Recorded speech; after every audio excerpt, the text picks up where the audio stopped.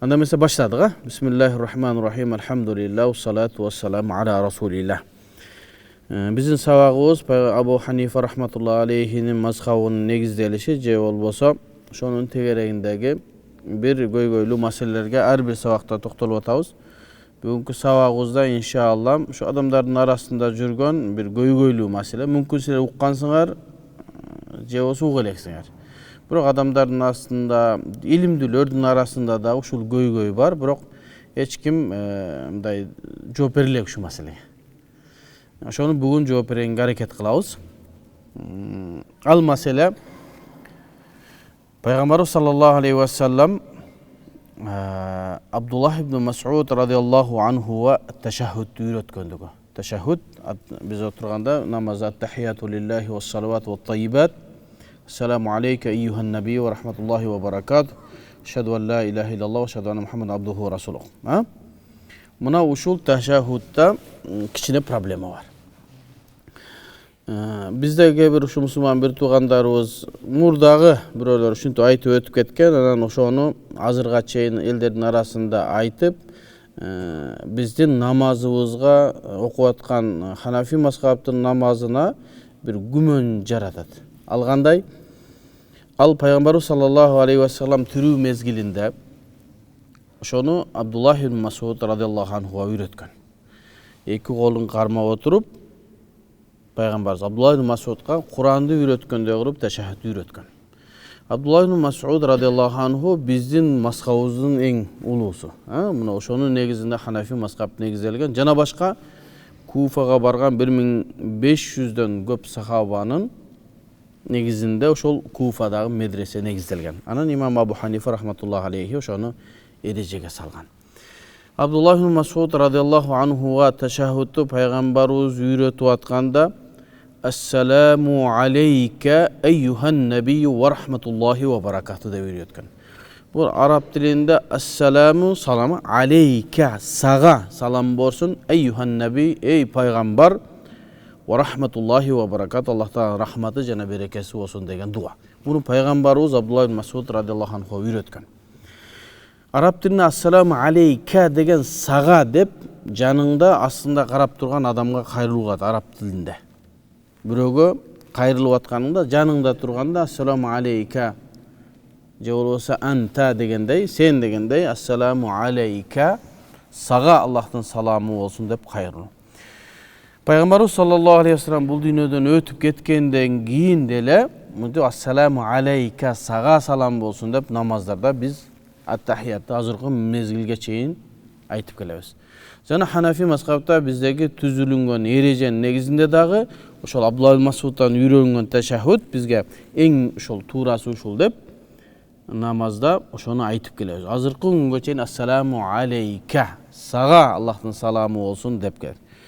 Бирок ошол жанагы туугандар жок, Пайгамбар саллаллаху алейхи ва саллям бул дүйнөдөн өтүп кетти. Эми ассаламу алейка деп айтканга болбойт. Ассаламу ален наби салам пайгамбарга болсун деп айтышыбыз керек. Болду, пайгамбарыбыз өлдү, өлгөндөн кийин ассаламу алейка деп айткан болбойт.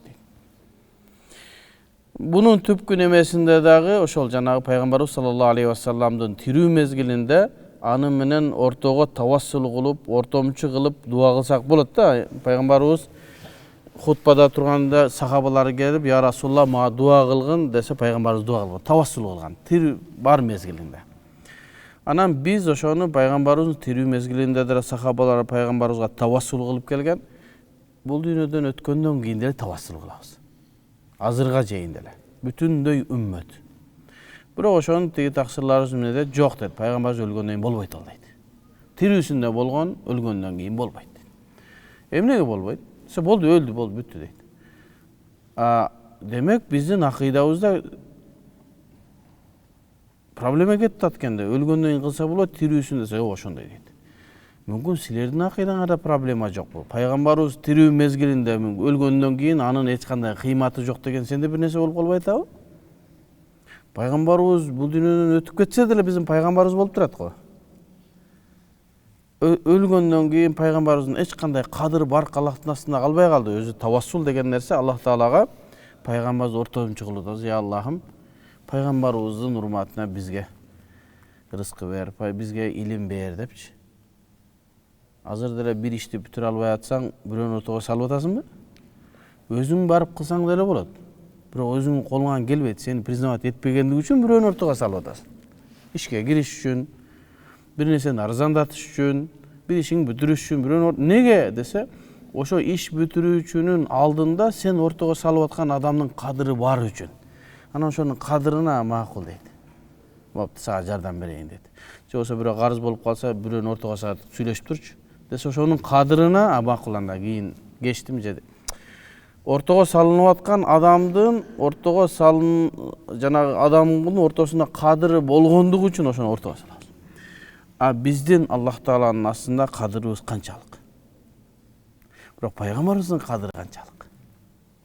Анан ошого биз күнөөкөр пенде, Аллахым, пайгамбарыбызды ортого салып атам. Пайгамбарыбыздын урматына мага илим бер, мага бала бер десек, Аллах Таала ошонун урматына бизге илим, бала берет. Биздин акыйдабыз ушундай. Себеби ортого салып атабыз. Эми сахабалардын мезгилинде, пайгамбарыбыз тирүү мезгилинде ушундай кылышкан. Бирок өлгөндөн кийин болбойт дейт. Эмне болбойт десе? Болбойт. Аллах Тааланын астында пайгамбарыбыз тирүү мезгилинде кадыры бар, өлгөндөн кийин кадыры калбай калдыбы? Пайгамбарыбыздын кадыры дайыма Аллах Тааланын астында бар. Аллах Таала пайгамбарыбызды эң жакшы көргөн пендеси. Ошон үчүн кыяматта бизге шапаатчы болуп атат. Болсо өлдү, шапаатчы да боло албаш керек анда кыяматта. Ошонун түпкүлүгүндөгү ушуга дагы барып атат да. Болду де, тирүү мезгилинде ассаламу алейка деп айтчу элек, эми ассалам өлгөндөн кийин ассаламу алан наби деп айтышыбыз керек дейт. Бирок алар дагы бул айткан сөзүн жөн эле мынтип айтпайт. Бир нерсеге таянышат. Анан ошого дайыма көкүрөктөрүн көтөрүшүп, мына биздин далилибиз бар. Ошондон улам биз ассаламу алан наби дейбиз, ассаламу алейка деп айтпашыбыз керек. Деп Сахих Бухаридеги бир хадисти далил келтирет. Ал хадисте пайгамбарыбыз саллаллаху алейхи ва салламдын Абдуллах ибн Мас'уд риваят кылган бир хадисте не дейт? Алламани Расулуллахи саллаллаху алейхи ва саллам, Абдуллах ибн Мас'уд айтат. Ва каффи бейна каффейхи. Менин колум пайгамбарыбыз саллаллаху алейхи ва саллам эки колунун ортосунда экен. Келсеңиз, мындай болуп. Мына ушундай болуп туруп, пайгамбарыбыз эки колдоп Абдуллах ибн Мас'удтун колун кармап ташаххудду үйрөттү дейт. Ошо биздин алымдарыбыз айтат, эки колдоп учурашуу бул ихтирам, урмат, сый дейт. Аксакалдарга, алымдарга эки кол мынтип кармап учурашасыз. Аны дагы неме кылышат, эки кол менен учурашкан бул сүннөттө жок, бир колдо учурашыш керек депчи. Мына ушуну далил келтирет. Ва каффи бейна каффейхи. Пайгамбарыбыздын эки колунун ортосунда. Эмнени үйрөттүр? Ат-ташаххуда кама юаллимуни ас-сурата минал Кур'ан. Абдуллах ибн Мас'уд пайгамбарыбыздын жанындагы жүргөн эң ишенген шакирти да. Куранды үйрөткөндө да ошентип үйрөттү экен пайгамбарыбыз. Анан ошентип ташаххудду дагы мага ошентип үйрөттү. Ат-тахияту лиллахи вас-салавату ват-таййибат. Ассаламу алейка айюхан набийю ва рахматуллахи ва баракатух. Ассаламу алейна ва аля ибадиллахи ас-салихин. Ашхаду ан ла илаха иллаллах ва ашхаду анна Мухаммадан абдуху ва расулух дегенден кийин ва хува байна захранайна. Биздин тирүү мезгилибиз. Захранайна, ай биз бар мезгилде дейт. Фаламма кубида, пайгамбарыбыз саллаллаху алейхи ва саллям бул дүйнөдөн өтүп кеткенден кийин кулна, биз айтат элек, ким айтат? Абдуллах ибн Мас'уд. Ассаламу алан наби. Пайгамбарыбызга салам болсун деп бул дүйнө өткөндөн ушинтип айттык дейт. Ооба, ташаххудда Абдуллах ибн Мас'удга пайгамбарыбыз үйрөткөн. Бирок Абдуллах ибн Мас'уд өзү ушуну риваят кылып атат, эмне?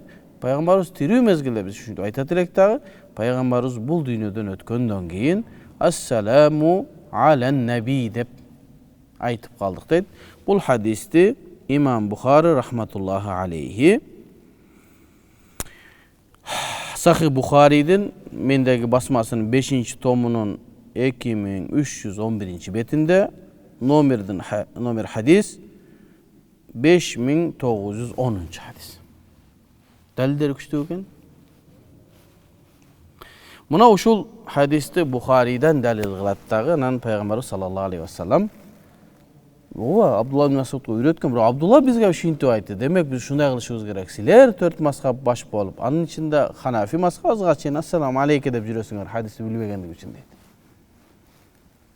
Азыр ушинтип жүрөбүз, ассаламу алейке деп атасыңарбы? Же алан наби деп атабызбы? Эми мында көп деле нерсе жок. Ассаламу алейке дедиңби, ассаламу алан наби дедиңби? Бирок пайгамбарыбыздын намаздары кандай болсо биз ошондой кылышыбыз керек да.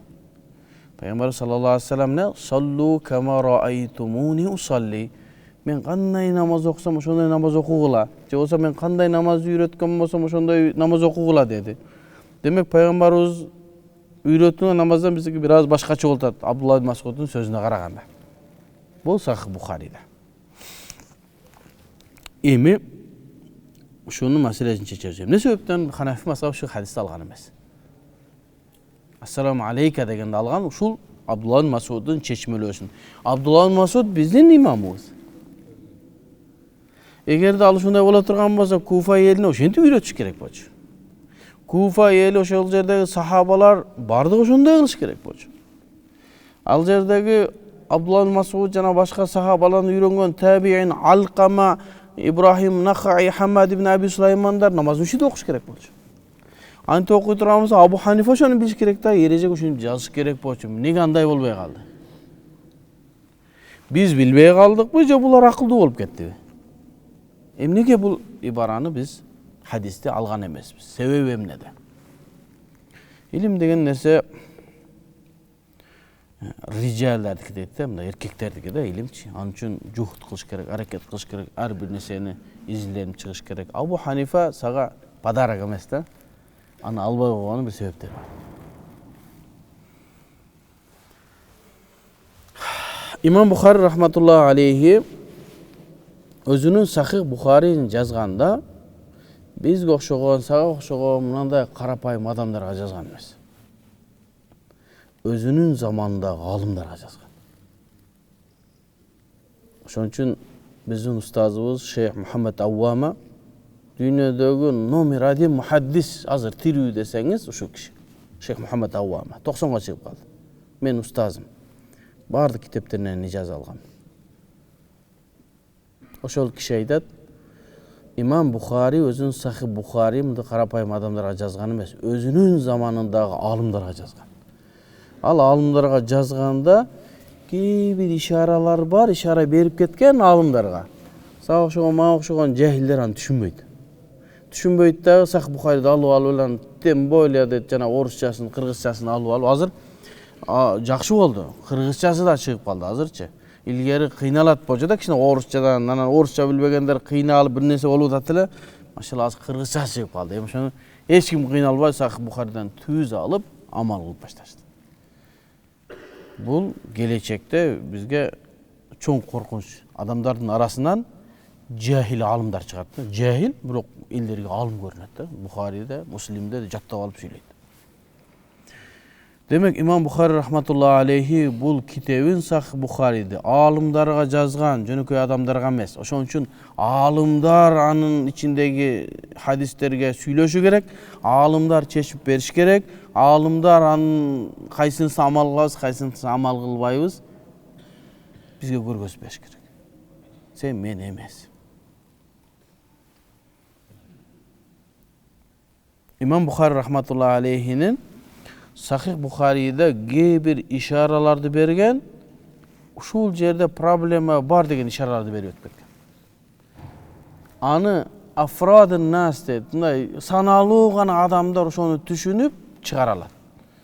Бизге окшогондор кете берет, жанагы кош айдаганда ат каяка кетсе кош ошакка кете берет го. Ошентип жерди жиреп кете берет, астына темир чыкса дагы тарс турс болуп немеси кошту билесиңер да? Кошту соку. Ошонун тиши сынып кете берет, тамыр чыгабы, таш чыгабы, ат каяка сүрдү ошакка кете берет да. Биз ошондойбуз.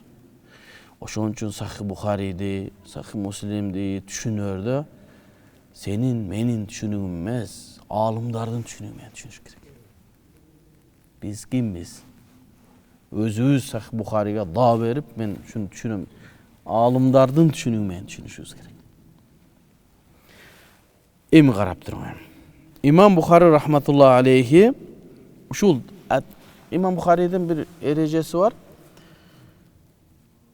Sahih Bukhari'de жазып атканда баягы хадисте бир эле хадисти ар жерлерге алып келе берет. Окшош болуп калсачы. Бир эле хадисти 4-5 жерде. Ошон үчүн Сахих Бухариде 5775 хадис бар. Кайталанбаган. Бирок кайталанып башка баптарда келген менен 12000 болот.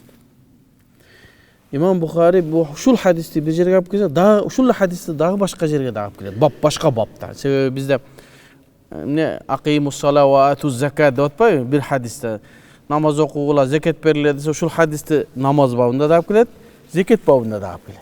Себеби zekat дагы бар да. Ошого Пайгамбар саллаллаху алейхи ва саллям İmam Bukhari rahmetullahi aleyhi bunu баяндап атканда şu teşahhüddagi hadisти 6 жерде баяндаган.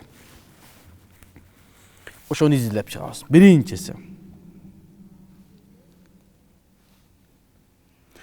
İmam Bukhari birinci at-tahiyyatı babu teşehhüd fil ahireh. Namazın akırında teşehhüd kılgan bab deb atayın bab açıp durup ana uşul jerde birinci yol alып kelipti. Ne deptir? Haddesena Abu Nuaym ustazı قال حدثنا الأعمش عن شقيق بن سلمة قال عبد الله بن مسعود رضي الله عنه عبد الله بن مسعود ne deptir? Kunna iza sallayna khalfan nabi. Eğer biz Peygamber sallallahu aleyhi ve sellem arkasında namaz okup kalganda kulna biz şunu aytçık ele. Esselamu ala Cibril ve Mikail. Esselamu ala fulan ve fulan.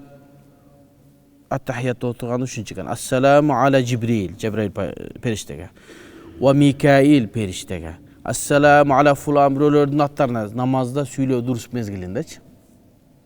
فالتفت إلينا رسول الله صلى الله عليه وسلم فقال Anam biz namazda bitkenden Peygamberimiz bizge kayrıldı dağı İnnallahu huves-selamu. Başka rivayatta Esselamu alallah dep de aytılgan rivayat var da. Bu yerde ansap kelip heptir. Oşoğa hem Peygamberimiz aytdı İnnallahu huves-selam. Allah Teala bu özü selam degen sıfatın iyisi. Fa iza salla ahadukum falyaqul. Emi assalamu alallah dep aytpagla. Söyle al-selam özü salam degen sıfatı var. Fa iza salla ahadukum falyaqul. Eğer sizlerden biröňer namaz okup kala turgan bolsa at-tahiyyatu. Şunu aytgıladan öğretdi. At-tahiyyatu lillahi was-salavatu wat-tayyibat. Assalamu aleyke eyyuhan nebi ve rahmetullahi ve berekatuh. Assalamu aleyna ve ala ibadillahi's-salihin. Fa innakum iza qultumuha asabat kullu abdin lillahi salihi fis sema. Asman jerde şunday bir jakşı nesele bolot dedi.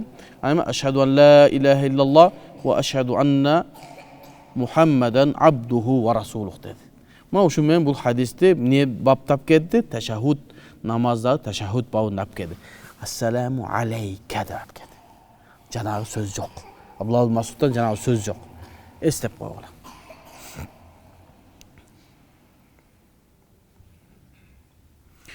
Andan keyin İmam Bukhari bu birinci babdı kaysında ap keliptir.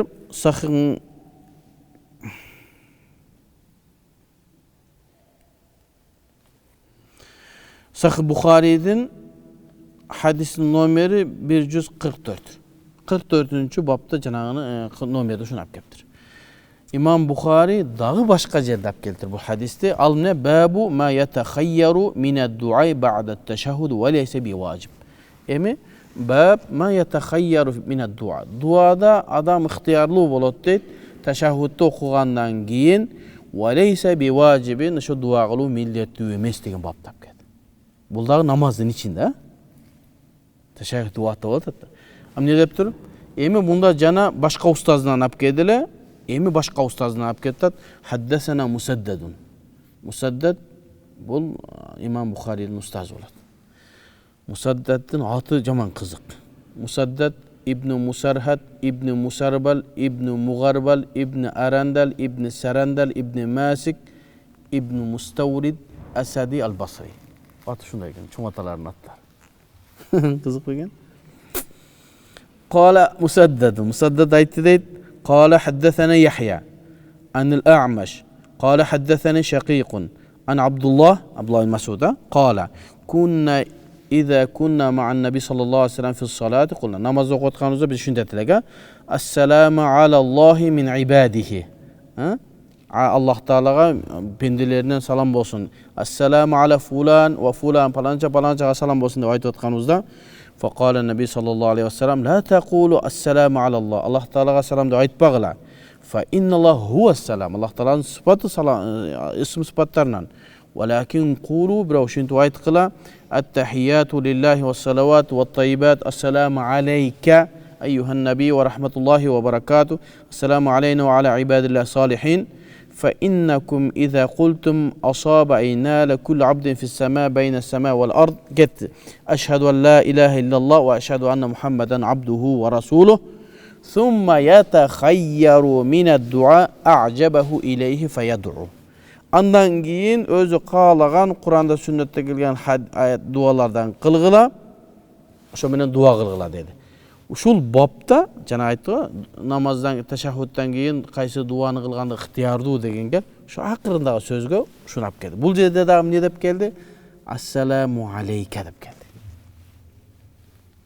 Ekinci hadiste dagı namazdın içinde olganda assalamu aleyke degen dep geldi. Bunu İmam Bukhari Sahih Bukhari'den 146. nomerde hadis men riwayat qilibdir. Üçüncüsünde قال إمام بخاري أنا إمام بخاري باب من سمى قوما أو سلم في الصلاة على غيره مواجهة وهو لا يعلم. Andan keyin dagı bir bab tap kettir. Kim bir qowmdu atına atağan bolsa, aw sallama fi salati ala gayrihi. Namazda turup başka birine salam berse, muvajahatan yüz dönüp turup ve huve la ya'lemu. Şul babda ap keltirdi anam ne? Haddesena Amr ibn İsa, haddesena Abu Abdullah as-Samad, Abdülaziz bin Abdüssamad alıp gelip turup an Abdullah ibn Mas'ud radıyallahu anhu kunna naqulu tahiyyatu fi salati yusammi ba'duna fi ba'd. Özü biri aytatılar. Salam bergen assalamu falanca Nurlanga Ahmadga aytып berişken. Peygamber kıldağı namazыңarda ne dep ayttılar dedi? At-tahiyyatu lillahi was-salawatu wat-tayyibat. Assalamu aleyke eyyuhan nabi ve rahmetullahi ve barakatuh. Assalamu aleyna ve ala ibadillahi salihin. Eşhedü en la ilahe illallah. Gitti hadis tap geldi. Bul jerde dagı assalamu aleyke degen menene toxtadı. Bunu İmam Bukhari 4.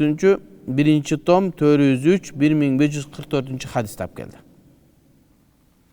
Andan keyin İmam Bukhari dagı bir bab tap geldi. Babu salam ismu min esmaillahi taala. Assalam degen söz Allah Taala'nın atlarından bir at dep turup bir bab koyup turup oşol жерге bul hadis dağıp geldi. Haddesena Amr ibn Hafs geldi aytıp gelip turup an Abdullah ibn Mas'ud radıyallahu anhu ne dedi? Peygamberimiz innallahu huves-selam. Allah Taala'ga assalam da assalamu alallah da aytpagıla. Söy Allah Taala bu salam. Fa iza jalasa ahadukum fi's-salati eğer sizlerden birine namaz oturup kalsa فليقول شنو aytsın التحيات لله والصلوات والطيبات السلام عليك. Sağa Allah'ın salamı olsun dep teşehhüd akırına çeyin aytdı. Bul 5. orunda geldi. 5'inde Sahih Bukhari 5. tom 2301. bet hadisin nomeri 5876. İmam Bukhari dağı başka jerde geldi. Babul akhz bil yadayn. Kolu menen algandın deydi. Sebep Peygamberimiz Abdullah Mas'ud'a kolu mintip karmaptı üretmedi öyle. Uşunda özünçe bab açıp durup haddesena Abu Nuaym dep aytıp gelip allamani Abdullah Mas'ud aytdı. Allamani Rasulullah sallallahu aleyhi ve sellem Peygamber sallallahu aleyhi ve sellem maga üretti. İki kolunun ortasında menin kolum turgana balda emnen teşehhüdtü kema yuallimuni surata minel Kur'an. Kur'an'dan süreni qanday üretken bolsa şunda üretti deydi. Ne dedi? At-tahiyatu lillahi ve salavatu ve tayyibat. Assalamu aleyke eyyuhan nabi ve rahmetullahi ve barakatuh. Assalamu aleyna ve ala ibadillah. Eşhedü en la ilahe illallah. Eşhedü enne Muhammeden abduhu ve rasuluh. Assalamu aleyke dedi. Emişul hadisin akırında ve huve beyne zahraneyne. Пайгамбарыбыз тирүү мезгилинде ушундай кылды эле. Falamma qubida пайгамбарыбыз бул дүйнөдөн өткөндөн кийин кулна биз айтат элек ассаламу алан наби деп айтып калдык дейт. Бул 5-чи хадис, номер 8 Сахih Бухаридин 5-чи том 2311 бетте 5910 хадис. Ушул жерде жанагы хадис тап келди. Бул не деген бапта экен? Бирин колун экинчи адам колун кармаганда деген бапта болду. Намаздагы бапта эмес. Алымдар айтат, эмне себептен имам Бухари ушинтип айтууну намаз бабында алып келген жок дейт. Жанагылардын бардыгын намаз баптап келди. Бир гана ушуну кол кармашканда гана айтат, сыртта эле. Себеби каффи бейна каффейхи деген сөз башка хадистерде жок. Ушунда гана бар. Ошон үчүн ушул менин колум пайгамбарыбыздын колунун ортосунда деген сөздү алып келиш үчүн ушул хадисти алып келди. Ушул хадисте жанагы ассаламу алан наби деген сөз бар. Алымдар айтат. Мына ушул жерде алып келгендиги намазда эмес, жөн ушул жерде алып келгендиги ошол жанагы сөз биз бул дүйнөдөн өткөндөн кийин ассаламу алан наби дегенде оору иллат бар дейт. Ошол себептен намаз бабында алып келген жок. Эгер намаз бабында алып келсе, намазда ушундай кылышыбыз керек экен деп түшүнүп калбаш үчүн башка бапта алып келди дейт. Имам Бухаридин адаты ушундай дейт. Эгер бир хадистин 1-2 сөзүндө кичине оору боло турган болсо, өзүнүн бабында эмес, башка бапта алып келет дейт. Себеби бунун максаты жана колун кармап турганга далилап келип атат, намазга далилап келген жок. Түшүндүңүзбү? Ошон үчүн бапта эмне деди? Бапта ахту бил ядайни, эки колдо учурашуу деген баптап келди. Намазда эмес. Ошон үчүн жана хадистердин бардыгында Абдулла ибн Мас'уд айткан жок. Каффи бейна каффейхи. Пайгамбарыбыздын эки колунун ортосунда, менин колум эки колунун ортосунда деген сөздү башка хадисте келбеди. Именно ушул хадисте келди. Ошон үчүн ушул хадис жерге алып келди. Болбосо алып келбейт эле. Шейх устазыбыз Мухаммад Ауам айтат, эмне себептен ушул жерге алып келбегендиги дейт. Бул хадистин жанагы мен өлгөндөн, пайгамбарыбыз өлгөндөн кийин ассаламу алан наби деп айткандыгында кичине оору бар экендигинде дейт. Ошон үчүн Абу Ханифа дагы сахабаларда эч ким амал кылган эмес дейт. Эми бул да жетишиз. Кичине бияктан дагы карайбыз. Анан 6-чы бапта дагы алып келген, аякта дагы ассаламу алейка деген алып келген. 6-чы бап бул Бабы каулуллахи таала ассаламул муъмин деген Хашр сүрөсүндөгү тафсирлеп атты, ошол хадисти алып келген. Ал жерге да ассаламу алейка деген хадисти алып келген. Ошого имам Бухари демек 6 жерде бул хадисти алып келиптир. 5-чи жерин алып келгенде ошо пайгамбарыбыз бул дүйнөдөн өткөндөн кийин ассаламу алан наби дейт болчук дейт. Алымдардын жанагы мен айткандай, буну эмне себептен намаз бабында алып келбеди дегендиги себеби бул жердеги зиядада кичине проблема бар деген үчүн. Башка жагы хадис бар, ошон үчүн жана кол менен учурашуу жөнүндө баптап келген дейт. Буну майда чүйдө алымдар билбейт аны. Чоң алымдар айтып түшүндүрүп койгон. Аны билбегендер митера Бухариде бар деп алып өткөндө бир жолу мага бирөө чалат. Сиз бир маселени туура эмес айттыңыз дейт. Эмне кылып туура эмес айттым десем, сиз бир маселени болбойт деп айттыңыз, бул болот дейт. Ана мен айттым, болбойт деп айткан болсом, мен бир китептерден көрүп айттым десем, сиз не китепти көргөнүңүз билбейм го, мен көргөн китепте болот деп айтылган, ошол китеп сиздин каалаган китебиңизден жогору дейт. Каякта окугансыз десем, ошедеги медреселердин бирөөсүндө дейт. Машалла, жакшы экен. Кайерде келиптир ол болот деген. Десем, Хидаяда дейт. Алла. Хидаядан болбойт, болот дегенди мен болбойт деп айтыпмын десем, ооба дейт. Мүмкүн эмес деди. Мен Хидаяда жөнөтүкчү. Десем, аз жөнөтөм. Бир аз жок болуп кетти да, эмне болду? Проблема болду. Бир аздан кийин сүрөтүн жөнөттү. Сүрөтүн жөнөттү дагы, анан кийин мынакей мына ол жерде турат. Болот деп турат. Сиз болбойт дедиңиз дейт. Карасам, Хидая деген китеп, ал дагы мындай мага окшогон майда чүйдөр окубай турган китеп да, ал чоң адамдар окуй турган китеп да. Ал жерде Шафилерге рат берет, Маликиге рат берет, мунакаша кылат, хадистерди алып келет. Анан Ханафи мазхабта бир 2-3 сөз болсо аны алып келет, анан туурасы бул деп айтат да. Ал кишиде андай маалымат жок экен, ал котормочу экен мындай. Анан ошол жерде болбойт деп хидаяны айтып туруп, бирок Хасан бин Зияд ал-Лу'луи ан Аби Ханифа. Имам Абу Ханифадан Хасан бин Зияд Лу'луинин риваяты менен болот деген сөз бар деп өтүп кетти да. Мындан турат дейт. Таксырым бул Хасан бин Зияд Лу'луинин риваяты го. Ханафи мазхабтага фатва бербейт го. Имам Маргинани жөн гана сага ишара ушундай деген сөз дагы бар. Захир ривая эмес, ага фатва берилбейт. Туурасы бул деп үсү жакта айтып өтпөйсүң. Зато турбайбы дейт. Зато ал жакта Шафидики деле турат го. Алы берди хидаянын ичинде турат деп. Маликидики деле турат го. Ичинде жазылганын ала бересиң сен.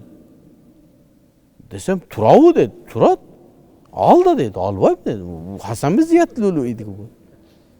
Демек котормочу да хидаянын ичинде эмне болсо ушундай которгондо ошону да ала берет. Ал жерде Шафидики деп турат. Хадис турат о жерде. Демек хидаяны хакын билбейт деген сөз да. Ансыгарында муну мындай афрад насып билет. Бухарида тура бол башта орутпа дейт. Эмси макул эмси. Ассаламу алейкум дейсиң. Буну алымдар эмне себептен Бухари буну намаз бабында алып келбеди ошол биз өткөндөн кийин ушинтип айтат элек дегенди десе, себеби ошол зиядада кичине проблема бар дейт. Азыр алымдар айтат биякта азыр. Ал менин оюм эмес, алымдар айтат азыр биякта. Алып келем азыр. Менин оюм эмес ал. Демек Бухариди окуш үчүн, Бухариден бир нерсени накыл кылып айтыш үчүн Бухари менен Сахих Бухари менен жашаш керек адам. Аны устаздардын астында окуш керек. Ижаза алыш керек. Ар бир сөзүнө көңүл буруш керек. Эмне максатта алды? Эмнеге бул бапта алып келди? Эмне себептен бул хадисти кыска алып келди? Эмнеге буякты узун алып келди? Таражумул абуаб дейт. İmam Bukhari'nin fiqhi Tarajumul Abwab dedi jana bapты koyatpayбы? Ошол жерге бапты койгондугу хадистен өзүнүн өкүм чыгарып сүйлөй турган жерин ошол жерге айтат. Ошон үчүн фиqhi İmam Bukhari fi Tarajumul Abwab дейт. Демек İmam Bukhari буну эки колдо учурашууга гана алып келип атат, намазга алып келген жок. Аны түшүнүш керек. Ошон үчүн менде бир китеп бар, İmam Kandahalawi деген кимдики?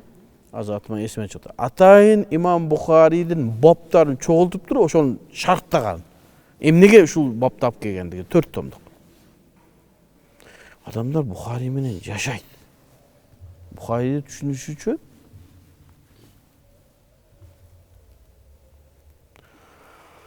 үчүн чечмелес 17 мүнөтүбүз калды.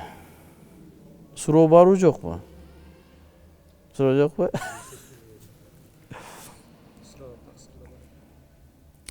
İmam Tahawi деген биздин чоң алымыбыз бар экен. Ошонун Мушкилил Асар, Шарх Мушкилил Асар деген китеби бар. Бул киши 4-кылымдын алымы. 321-жылы бул дүйнөдө өткөн. 321-жылы билип атасыз кайсы мезгил? 4-кылымдын алымы. О да жанагы анча-мынча иштихат кыла турган алым. 4-кылымдын ичинде да. Ошол ушу китебинде айтат, мен бияка жазып койдум, китеп жана өзү. باب بيان مشكل ما روي عن أبي معمر عن ابن مسعود مما كانوا يقولونه في حياة رسول الله صلى الله عليه وسلم في التشهد في الصلاة السلام عليك أيها النبي ورحمة الله وبركاته وأنهم قالوه بعد النبي عليه السلام السلام على النبي. Atayım bab açıptır İmam Tahawi. Ne deptir mineki? Bab 592 bab. Ne de açıktır? Bul babda bayan men açıktap berem. Muşkil bir problemanı al Abu Ma'mar'dan rivayet kılıngan İbn Mas'ud'dan janagı hadis. Peygamberimiz bul dünyadan ötkөндөн кийин alen nebi de aytчы болчук. Alaykad sağa dep emes dedi. Şunda problemi var dedi. Men çeşip berem az dedi. Muşkil dedi. Problemi var, ошону açıkta berem sağa dedi. 4-кылымда айтып атат. Биздикилер азыр кайталап жүрөт ошону. Эгер мына китепти айткан окуган болсо, анда айтпайт эле. Bizde şunday olup kaldı da ustazdın астынан ilim okулunbaydı. Ар ким өзү китептен алат же болбосо жана мазхаб кармабайт. Анан көргөн китебинен эле көргөн эле нерсени алып алып амал кыла берет да анан проблемага түшөт. Биз үммөт ижма болгон, үммөт кайрылган, мазхаб такрир кылып ошону алган нерсени алышыбыз керек да. Сен өзүң билип эле алып алсаң уят эле болосуң, башка эчтеке жок, валлахи, уят эле болосуң да. Адамдардын астында китеп окугандардын арасында уят эле болосуң, башка эчтеке жок. Bir hadiste abgel aytat. Haddesena Hüseyin ibn al-Hakam al-Kufi Abu Abdullah. Kale haddesena Abu Nuaym. Kale haddesena Seyf ibn Süleyman. Kale semi'tu Mujahiden. Kale haddeseni Abdullah ibn Sakhbarata Abu Ma'mar. Kale semi'tu İbn Mas'ud radıyallahu anh. İbn Mas'ud'dan okudum deyt. Allamani Rasulullah sallallahu aleyhi ve sellem teşehhud keffi beyne keffeyhi. Benim kolum Peygamberimizin iki kolunun ortasında. Thumma yuallimu kema yuallimu surata minel Kur'an. Kur'an'dan sürelerde kayında öğretken şunda öğretti deyt. Ettehiyyatu lillahi ve salavatu ve tayyibat. Selamu aleyke eyyuhan nebiyyü getti. Eşhedü en la ilahe illallah. Eşhedü enne Muhammed Resulullah getki. Ve huve beyne zahraneyne. Bizden tiriyu mezgilinde. فَلَمَّا قُبِدَ buluyunu ötköndöğün قُلْنَا السَّلَامُ عَلَى النَّبِي. İmam kim söylüyordu?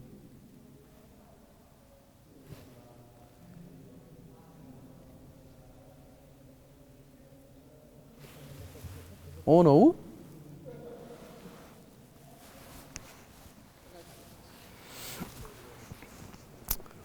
فَقَالَ قَائِلٌ deydi. İmam Tahavi rahmetullahi aleyhi kitabında aytdı. Bir adam aytdı deydi. Kale qailun. Kim eken aytkan jok. Hada hadisun munkar. Bu hadis munkar deydi. Dalilge jarabayt bu hadis. Jana biz okuyan Bukhari'de.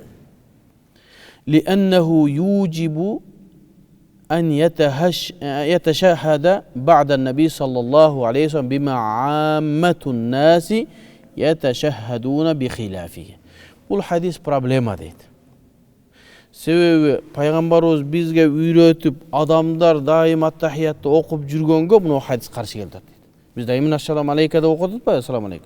Bu hadis oşo karşı oldu dedi. Adamlar amal kılıp kelgen hadiske karşı oldu dedi. Li'ennehum yeteşehheduna feyekuluna fi teşehhudihim. Sebebi adamlar degende kimni maksat kılıp atat? Sahabalar da aytıtat. Sebebi ola teşehhudunda Esselamu aleyke de aytat deyt. Eyyuhan nebi ve rahmetullahi ve berekatuhu ba'da mevtihi kema kanu yeteşehheduna fi hayatihi. Sahabalar dedi şu alimler Peygamberimiz tiri mezginde de oşentip ötken, ötkenden giden oşentip aytip açın. Bunu hadiste problemi var deydi. İmam Tahavi'ge büro gelip aytı. Fakane cevabına. Emi oşağa cevap veriyoruz dedi. Lehu fi zâlike bi tevfiqillahi azze ve celle ve avnihi. Biz de Allah Teala'nın cardavımenen şul aytuşuğa cevap veriyoruz dedi. Enna kad enkerna min zâlike mislellezî enkerahu. Biz de şu hadiste inkar kılavuz dedi. Kanday ele cana adam aytı atkanda. Oha şunda problemi var dedi. Fakale femin eyne ca hadal khilaf limen nasu aleyhi. Nega adamların barığı assalamu aleyke dep gelip otat. Bu talaş Peygamberimiz ölgönden keyin şunday aytıp kaldık degen söz kayaktan gelip kaldı deydi. Amin qibale Abi Ma'mar hadiste rivayet kılgan Abu Ma'mar taraftan kata getdi, hadiste rivayet kılgandardan. Deydi dağı İmam Tahavi aytat. Fa huwa rajulun jalilul miqdar. Biroq Abu Ma'mar söz etibar kılıngan küçtүү alım deydi. Andan kata getpesi gerek ele deydi. Makbulur rivaya, anın rivayeti kabul kılınat dedi. Hiç problema yok a kişi dedi. Au mimmen dunahu min ruvat hadal hadis. Je olsa şu hadiste rivayet kılan başka birörlerden getdi birceden. Kayaktan getip kaldı bunu söz. Bardık hadislerde assalamu aleyke dedi. Bir ele şu hadiste problema deydi. فكان جوابنا له في ذلك بتوفيق الله عز وجل وعونه أن قد كشفنا عن ذلك. Allah Teala'nın yardımıyla biz bunu taap çıktık. Kaydı problemi var ekan deydi. İmam Tahavi. فوجدناه ممن دونه من رواة هذا الحديث. Bu hadisni rivoyat qilgan Abu Ma'mardan emas, andan boshqasidan ketgan dedi. Boshqa keyin olimlar aytadi, bu Mujahiddan ketgan dedi. Qo'shib yegan Mujahid dedi. Mujahid degan ravi deydi. Abu Ma'mardan qata ketgan emas dedi. Ana maqbuli rivoyat hadislarda o'tib, bekem nima qiladi dedi. Bu boshqa odamdan ketgan dedi. Biz topdik dedi, aning nima ekanligini dedi. فوجدناه ممن دونه من رواة هذا الحديث. Şu hadisni rivoyat qilgan Abu Ma'mardan tömönroq adamdan problema ketgan ekan, biz topib chiqdik deydi.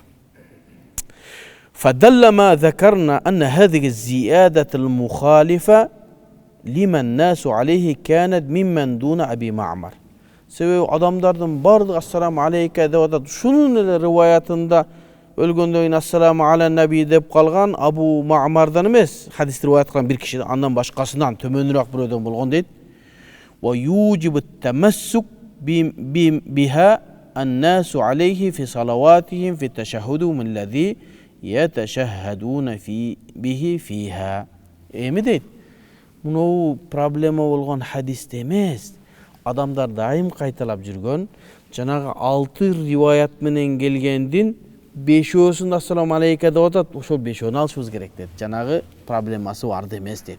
Ушуга адамдар амал кылып атат дейт, бүт заманда дейт. Ошого бир далилап келип атат. Анна Аба Иса Муса ибн Иса al-Kufi قد حدثنا قال حدثنا حسين بن علي الجعفي قال حدثنا حسن بن حر عن قاسم بن مخيمرة قال Qasim bil Muhaymira деген бұл Алқамат ибн Қайстың шәкірті. Башқача айтқанда Ибрахим Нахаидин анан Хаммад ибн Аби Сулайманның курсташтары. Бардығы Алқаманың шәкірттері. Алқама кімнің шәкірті? Абдулла ибн Мас'удтың шәкірті. Куфал табиин. Ошол Қасим айтат: "Ахаза Алқамату бияди." İmam Alqamat ibn Qays meni қолыман қармап тұрып дейді. Alqama ilmді кімден алған? Abdullah ibn Mas'ud'dan алған. Şu Abdullah ibn Mas'ud'un айтқан сөзі бар. Ким Abdullah ibn Mas'ud пайғамбардың ilmin бүтүндөй алып Куфаға келген. Кимде ким менин ilmimді алам десе, Alqamaдан алсын, Alqamaға бүтүндөй ilmді үйреттім мен деген. Alqamat ibn Qays бүтүндөй Абдулла ибн Мас'удтун илимин алган. Башкача пайгамбардын илимин төкпөй чачпай алган. Биз айтканбыз, Алқамат ибн Қайс минал мухадрамин. Мухадрам деген нерсе жахилиятта да жашаган, исламда да жашаган. Болгону пайгамбар саллаллаху алейхи ва саллям тирүү мезгилде Алқама Куфада болуп, Мадинага жетпей калган. Сахабалык насип болбой калган. Пайгамбар өтүп кеткенден Абдулла ибн Мас'уд келгенде Абдулла ибн Мас'удтан илим алып tabi'in болып қалған. Illa адракан наби фи замани. Заманы пайғамбарыбызды менен чоң эле бир заманда болгон. Болгону Куфадан Мадинага барып пайғамбарыбызды көрүү үчүн пайғамбарыбыз өтүп кеткен. Ошого кээ бир сахабалар айтканда, я абати табииндерчи. Кээ бир сахабалар айткан. Я абати баласы айтат да. Эмне себептен эмнеде чоң сахабалар турса, табииндердин балалары айтат да. Неде чоң 1500 сахаба бар да Куфада.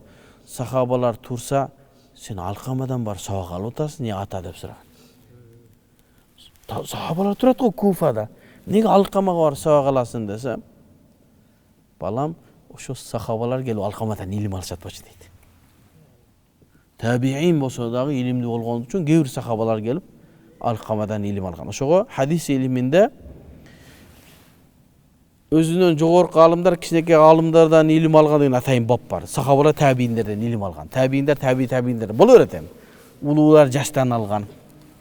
Ушундай Алқама красавчик да болчу. Бүтүндөй Абдулла ибн Мас'удтун илимин алган киши. Ошонун шакирти Касим бин Мухаймира айтат: Алқама менин колумду кармады дейт. Кандай Абдулла ибн Мас'удтун колун пайгамбарыбыз кантип кармап үйрөткөн болсо, ушул хадис өзү Musalsal деген hadis iliminde bir ilim var. Bu tabi altı mit kaldı azır. Musalsal деген nerse bir абалды үзбөстөн туруп пайгамбарыбызга же сахабага жеткен bir амал бар. Кейбіреулер бар, хадисте айтып жатқан сақалын қармап тұрып айтады. Себебі пайғамбарымыз ошо хадисте айтып жатқан сақалын қармап тұрып айтқан. Кейін сахабалар, табииндер айтып жатқан сақалын қармап тұрып айтқан. Табииндер табиинге сақалын қармап. Ушинтип мага чейин келген. Менде бар ошо. Сақал қармаш боюнча сақалым кыска болсо эле кармалат. Башына коюш боюнча өзүнчө мусалсал бар. Бул хадисте ошо мусалсалдарга кирет. Аттахиятты, şu hadiste kolun qarmap turib aytasiz. Payg'ambarimiz Abdullah ibn Mas'ud o'shantib uyratdi. Abdullah ibn Mas'ud Alqamaga o'shantib uyratdi. Alqama Qosimga o'shantib uyratdi. O'shantib o'tirib maga cheyin keladi. Qog'ozim bor. Qosim bin Muhaymir aytadi, "Akhada Alqamatu bi yadi." Mening qo'limdan qarmab turib, "Fahaddathani anna Abdullah ibn Mas'ud akhadha bi yadihi." Al aytdı deydi, Abdullah ibn Mas'ud mening qo'lim qarmab turishini uyretken deydi. Abdullah ibn Mas'ud payg'ambarning qo'lini qarmagan. Thumma allamahu at-tashahhud. Anan Alqama Qosimga meni tashahhudni uyretibdir. Fa zakara at-tashahhud allazi al-hadis allazi rawayna. Biz rivoyat qilgan hadisni Alqama Qosimga uyretdi. Wa lam yadhkur fihi ziyada allati fihi ala at-tashahhud an-nas. Жанагы адамдарга каршы болуп аткан өлгөндөн кийин ассаламу алан наби дегенде эмес, ассаламу алейка деп үйрөтүп тур Алқама. Демек Абдулла ибн Мас'уд айткан эмес бул сөздү. Болбосо Алқамага ошондой үйрөтүш керек болчу. Пайгамбарыбыз өттү, биз эми мынтип айтышыбыз керек десе. Алқама кийинкилер ошентип өтүш керек болчу. Алқаманын Касим бин Мухаймир айтып, мага Алқама колумду кармап туруп үйрөттү. Tepki hadiste aytadi, al hadiste janagı ziyada aşıkça yok. Bu birinci delil. Bu hadis sahih hadis. Ve zekere bi senedihi. Özün senedini yapketti. İnne Alqamata taallamahunna min Abdillah. Alqama kimden öğrengen? Abdullah ibn Mas'ud'dan öğrengen. Kema yetaallamu surata minel Kur'an. Kur'an'daki sureleri kanday öğrengenmiş Alqama Abdullah'dan. Şu da öğrendir. فعدهن عبد الله في يده عن قول غرمبت عبد الله بن مسعود ثم ذكر التشهد فانتفى أن تكون الزيادة التي في الحديث الأول عن عبد الله فثبت أنها عن مجاهد. أنا شو حديث تيروتو ده جناغ عاشقچا پیغمبرimiz ölgöndөн кийин Assalamu ala nabi de aytчык деген жок экен. فثبت أنها عن مجاهد. Problema Mujahid'den ketken dedi. Hadis rivayet kılanlardan. Mujahid'in nemesi jattosu biraz naçarrak. Oşun için elhamdülillah keşefna deb İmam Tahavi şunu aytır. Non söz barığı neyde yazılı. Meni bir neme kılamdı şu şeyden tapsa olur. Daha köp delillerimiz barla bir 3 ümit kaldı. Mümkün keyinki sabakta şunu bütüröbüz dağı. Anan jağın tem aytabız inşallah. Ve sallallahu teala hayri halk Muhammed ve ala ali ve sahabe. Az bir yakta çoğun alımların sözleri var mı? Gerek bizge. Yoksa şunu bitirip koyalım mı? Şunu bitirip koyalım. 2 minut kalıptır. Azandan keyin sıraz okuyuyorsun. Sura cevap yok bugün. Makuzunlar mı? Gitti.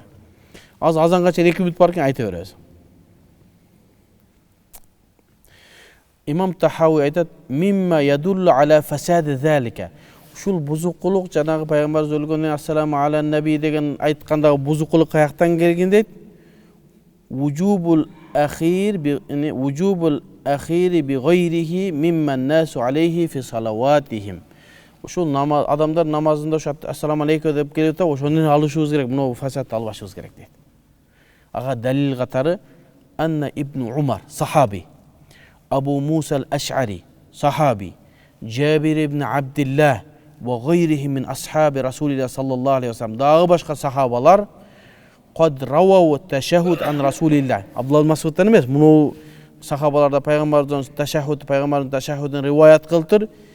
Bi gayri hilafin janagında yok bolu aşağına assalamu aleyke devele. Lima yakunun aleyhi minhu fi hayatihi ve ba'da vefatihi. Peygamberin tirmezginde qanday aytsa ölgöndön şuntip aytıştı deydi.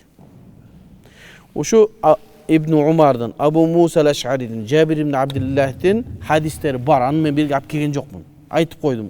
керектер издеп алса болады. Эми бардыгын айтып бериш кыйын экен. Бардыгы ассаламу алейка деп эле келген. Жанагы сөз жок. Wa mimma qad wakkada zalika aydan. Эми ушул сөзүбүз дагы бекемдеген бир далилдеп келейли. Anna Abu Bakr Siddiq radıyallahu anhu qad kana ba'da wafatin nabi. Peygamber sallallahu aleyhi ve sellem ötkönün Abu Bakr halifa mezgilinde dagı allaman nasa teşehhuda adamlarga teşehhuddu halifalık mezgilinde öğretti. Kezalike. Kuddu az biz okup atkanday. Janagı jok. Demek Abu Bakr bilbey kalışı mümkün mü? Mümkün emas. Azır İbn Umar'dın ana Abu Bakr'ın hadisini alып kelebиз azandan keyin. Bunu bitirgen hareket kılaylı imamga neme olup kalıyor. Bunu hadiste İmam Tahavi Şerh-i Muşkil Athar kitabının 9. tomunun 3803. numerde hadiste aytıp keltiriyor. An İbn Umar radıyallahu anhu İbn Umar radıyallahu anhuma şu atası dağı ököndüğünde Allah razı olsun ha sahabi ya. Kala kana Abu Bakr radıyallahu anhu yuallimuna teşehhude ala minber. Şu İbn Umar kişilerek yaş sahabalardan bulgandığı için göğürök ilimlerin sahabalardan algan. Abu Bakr bizge teşehhüdü minbarda öğretet boşu dedi. Minbarda çıkıp ha? Kema yuallimuna sıbyana fil kuttab. Kuttab degen jana medresede 6-7 yaşka çeyin atayın namaz okuganga, Arapçanı үйрөнгөнгө, tamga tajvid үйрөнгөнгө Araplarda kişinekey medrese olgan. Oşol жерде жаш балдара Kur'an үйрөткөндөй minbarda туруп бизге үйрөтөт эле. Summa zakara teşehhud. Andan keyin oşo teşehhuddu aytты. Kayсы teşehhud? İbn Mas'ud'un teşehhudun sawa'an. İbn Mas'ud'da kanday assalamu aleyke dese oşondoy kılıp aytты deydi. Bunun senadı isnaduhu hasanun dalilge jarayt deydi. Demek Abu Bakr peygamberimizin halifalığın peygamberimizin ötköndön halifalık mezgilinde assalamu aleyke de öyle үйrөtüptür. Peygamberimiz bul dini ötköndön keyin. Andan keyin ki Anna Umar radıyallahu anhu kad kana allamat teşehhuden nase ve hu alel minbar. Umar ibn Hattab Abu Bakr'da ötüp ketti. Umar ibn Hattab da teşehhüdü ellerge öğretip atkanda minbarga çıkıp atkanda. Şunda kılıp öğrettir. Abdurrahman ibn Abdul Qari annahu sami'a Umar ibn Hattab. Allah Umar ibn Hattab'dan uğuptur. Yuallimun nase teşehhüde alel minbar. Minbarga çıkıp teşehhüdü öğretkende ve huve yaqulu At-tahiyyatu lillahi ve salavatu ve tayyibat. Esselamu aleyke eyyuhan nebi ve rahmetullahi ve berekatuhu. Esselamu ala ibadillahi sallallahu aleyhi ve la ilahe illallah Muhammed Resulullah. 11. Kana.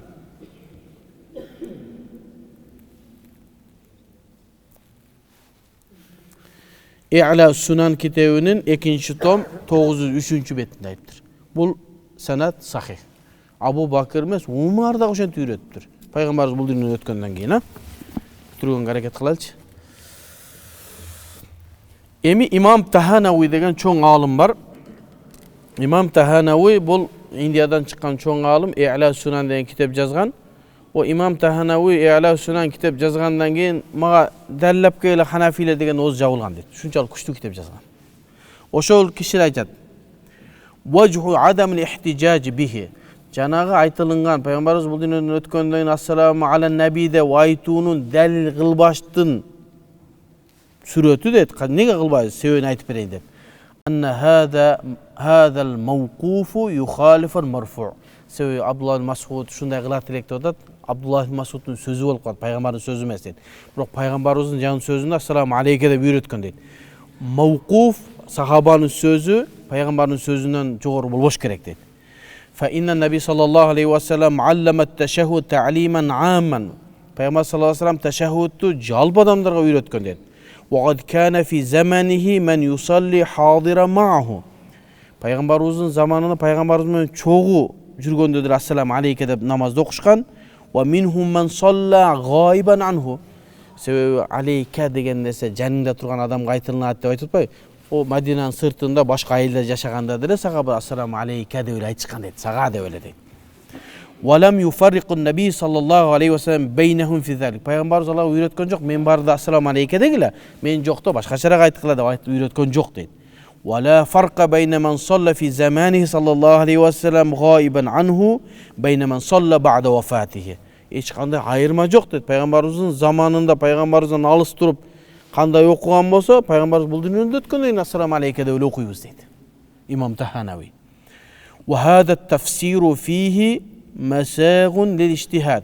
Emi Abdullah Mas'ud'un jana aytып aткан söz dedi. Em bul жалпы түшүндүрүп атат да, болсо биз айттык ал мужахидтен проблема кеткен дейт. Бирок имам Таханави канчада түшүнүп атат. Эгерде чында ушул Абдулла Мас'удтан болгон болсо дагы бул Абдулла Мас'удтун иштихади дейт. Бирок Абдулла Мас'удтан кеткен эмес. Себеби Абдулла Мас'уд алкамага үйрөткөн жок да, демек андай эмес. Эгер болсо дейт да, бул Абдулла Мас'удтун мазхабы дейт. Абу Ханифа эмне дейт? Эгер пайгамбарыбыздан боло турган болсо ала рас вал айн. Эгер пайгамбарыбыздан бир хадис келсе, баш үстүнө алабыз дейт. Эгерде сахабалардан келсе, ана ахтару дейт. Мен карайм дейт. Факихран карайды. Мүмкүн Абу Ханифа Абдулла Мас'удтун шу сөзүн алган эмес. Мүмкүн. Бирок андай эмес. Алкама үйрөткөн жок дейт. Ал эми табииндер хум рижал ва нахну рижал. Табииндерден башка албайбыз дейт. Мен экөөбүз бирдей элебиз дейт. Эми Анвар Шах Кашмиридин сөзү менен сөзүмдү бүтүрөйүн. О имамдар келип, мен экинчи сабак берип турган кылып коесун. Индияда Мухаммад Анвар Шах Кашмири деген чоң алым өткөн. Ханафи алым. Бул кишинин сөздөрү алтын менен жазсаң, сөзү алтындан кымбатыраак болот. Шундай алым. Бул киши Бухариге шарх берген. Файдул Бари деген китеп жазган. Ханафи. Ошол киши ушул хадисте жанагы 5-6 риваяттын бирөөсүн ушинтип келген го. Ошонун астына эмне деп тур? Култу дейт. Мен айттым дейт. Ким айтат? Анвар Шах Кашмири. Валам та'мал бихал умма. Бул риваятка үммөт амал кылган эмес дептир. Жанагы ассаламу алан наби дегенге. Пайгамбар өлгөндөн кийин үммөт амал кылган эмес. Бардыгы ассаламу алейка деп айтканбыз дейт. Дагы башка сөздөр бар, ошол жерден сөздү бүтүрө берелик. Ва саллаллаху таала хайр халк Мухаммад ва аля али ва сахби ажмаин. Эмне себептен буну дуага чейин? Эмне себептен шуну баяндап атабыз? Себеби адамдарга бирөө күмөн салбасын намазына. Биз аттахияту лиллахи ва салату ва тайба ассаламу алейка деп атсак, антип айтканың болбойт деп бирөө айтса, жанагы депутаттардан бирөө айтты, кылым кыйшайбайт деп. Ким айтты? Эдил Байсалов айттыбы? Кылым кыйшайбайт деди го. Мен кылым кыйшайбайт, мен Ханафи мазхабтамын дешкен керек да. Ханафи мазхабка түзүлгөн эрежелер жөндөн жөн түзүлгөн эмес. Болгону Ханафи мазхаб барды муну мен айтып аткан маселелерди силер айтпай эле ассаламу алейка деп кой деди. Болду, баштап атпа деди. Эмне себептен ушулардын баарын айтып чыгып атабыз?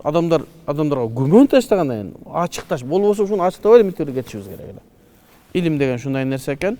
Эгерде бир күмөн ташталса, аны ачыктаганга биз милдеттүүбүз. Намазыңызды Аллахым кабыл кылсын. Ва саллаллаху таала хайр халк Мухаммад ва аля али ва сахби ажмаин. Аллах таалам ушу алган илимибизди пайдалуу илимдерден кылсын. Аллах таалам бизди адашуучулардан кылбасын, дайым туура жолуна салсын. Элибизге, жерибизге тынчтык, аманчылык берсин. Кол көтөргөн ар бир намазга келген ар бир мусулмандын тилек, максат, ойлору ишке ашсын. Жаман тилектерин Аллах таалам өзү кайтарып туура жолуна адаштырбасын. Ва саллаллаху таала хайр халк Мухаммад ва аля али сахби ажмаин. Аллахым разы болсун.